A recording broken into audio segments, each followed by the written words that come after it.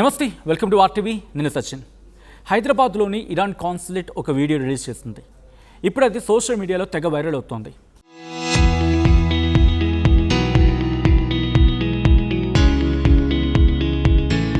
ఇంతకీ ఆ వైరల్ అవుతున్న వీడియో ఏంటి ముందుగా చూసేయండి, ఆ తర్వాత ఇన్ డీటెయిల్గా మాట్లాడుకుందాం.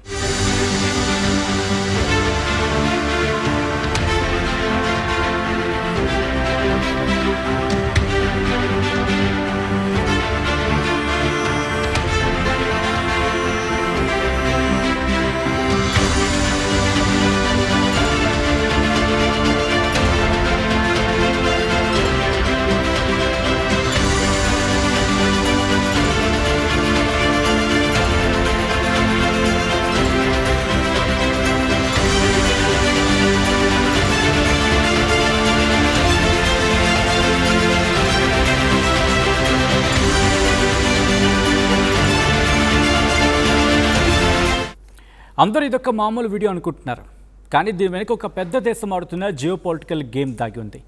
హలో, నమస్తే, వెల్కమ్ టు ఆర్టీవీ. నేను సచిన్. ఈ వీడియో గురించి క్లుప్తంగా చెప్పే ప్రయత్నం చేస్తాను. ఆ వీడియోలో ఉన్నది కాస్త కాపరేట్స్ కారణంగా నేను మీకు డీటెయిల్గా చూపించట్లేదు, అండ్ ఈ వీడియో డీటెయిల్గా చూస్తే మీకు అర్థమైపోతుంది. ఏముంటుందంటే, ఇటు ట్రంప్ అలాగే జేడీ వ్యాన్స్ వీళ్ళందరూ ఒక పక్క ఉంటారు. ఆపోజిట్ సైడ్లో ఇరాన్కి సంబంధించి అఫ్కోర్స్ మీకు అర్థమై ఉంటుంది, ఇప్పటికి ఇద్దరి మధ్య discussions, piece talks. But Iran రాదు, అండ్ ట్రంప్కి సంబంధించి ఒక మెసేజ్ పంపిస్తుంది, ట్రంప్ షటప్ అని చెప్పి. అండ్ అది చూసిన తర్వాత ట్రంప్ అంటాడు, పాకిస్తాన్ నాకు చెప్పింది, లేకపోతే పాకిస్తాన్ నుంచి ఒక ఇన్స్ట్రక్షన్స్ మేబీ పాకిస్తాన్ బూచిగా చూపించి నేను ఈ సీజ్ ఫైర్ని కంటిన్యూ చేస్తున్నాను అర్థం వచ్చేలా ట్రంప్ అక్కడి నుంచి వెళ్ళిపోతాడు. ఇది క్లుప్తంగా చెప్తే. దీని గురించి డీటెయిల్గా మాట్లాడుకుందాం. ఇంటర్నేషనల్ పాలిటిక్స్లో ఒక మాట ఉంటుంది, ఏంటది? Strategic signalling. అంటే ఏ దేశమైనా సరే తనకేం కావాలి, తను ఎంత బలంగా ఉంది అనేది డైరెక్ట్గా చెప్పదు, ఇలాంటి వీడియోల ద్వారా హింట్స్ ఇస్తూ ఉంటుంది. ఈ వీడియో ద్వారా ప్రపంచానికి ఇరాన్ 3 విషయాలు చెప్పాలనుకుంటోంది. ఒకటి, మేము చాలా పవర్ఫుల్గా ఉన్నామని చెప్పడం. ఇక రెండోది, తాము ఒంటరి వాళ్ళం కాదని చెప్పడం. మూడోది, అవసరమైతే దేనికైనా రెడీ అని చెప్పి హెచ్చరించడం. ఇరాన్ ఇక్కడ ఒక తెలివైన పని చేస్తోంది అని చెప్పి ప్రపంచం మాట్లాడుకుంటోంది. ఏంటది? యుద్ధం అంటే కేవలం బాంబులు వేయడం కాదు, అవతలి వాళ్ళ మనసుతో ఆడుకోవడం. ఆయుధాలు చూపించకుండానే తగ్గేదేలే అనే ఫీలింగ్ క్రియేట్ చేస్తోంది. దీన్నే సైకలాజికల్ వార్ అంటారు. అయితే హైదరాబాద్ నుంచి ఈ వీడియో ఎందుకు రిలీజ్ చేశారు అనేది $1 మిలియన్ క్వశ్చన్. ఇది ఇక్కడ అసలైన పాయింట్. ఇరాన్ ఈ వీడియోను ఇండియాలో, అది కూడా హైదరాబాద్ నుంచి ఎందుకు వదిలింది? ఎందుకంటే ఇండియా అనేది ఒక న్యూట్రల్ ప్లేయర్.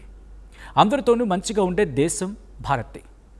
భారత్ అనేది ఇటు ఇజ్రాయెల్, అటు అమెరికా, అలాగే ఇరాన్తో కూడా ఈక్వల్ డిస్టెన్స్ మెయింటైన్ చేస్తూ రిలేషన్స్ కూడా చాలా స్ట్రాంగ్గా ఉన్న దేశం.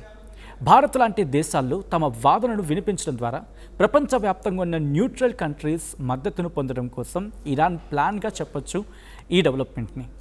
అయితే వెస్ట్రన్ మీడియాలో ఇరాన్ గురించి ఉన్న నెగటివ్ ఇమేజ్ను చెరిపేసి ప్రపంచ దేశాల దృష్టిలో మేము విలనం కాదు, మాది కూడా ఒక బాధ్యత గల దేశమే అని ఒక మంచి ఇమేజ్ బిల్డ్ చేసుకోవాలనేది ఇరాన్ ప్లాన్గా అర్థం చేసుకోవచ్చు. క్లియర్గా చెప్పాలంటే ఇదొక క్లీన్ డిప్లొమాటిక్ గేమ్. మొత్తానికి యుద్ధం ఇప్పుడు 3 రకాలుగా మారిపోయింది. ఒకటి, సరిహద్దులో యుద్ధం గురించి మనం మాట్లాడుకున్నాం. రెండవది, ఎకనామిక్ వార్ఫేర్ గురించి కూడా మనం మాట్లాడుకుంటూ ఉన్నాం. ఇక మూడో రకం యుద్ధం. అవును, మూడో రకం సరికొత్త యుద్ధం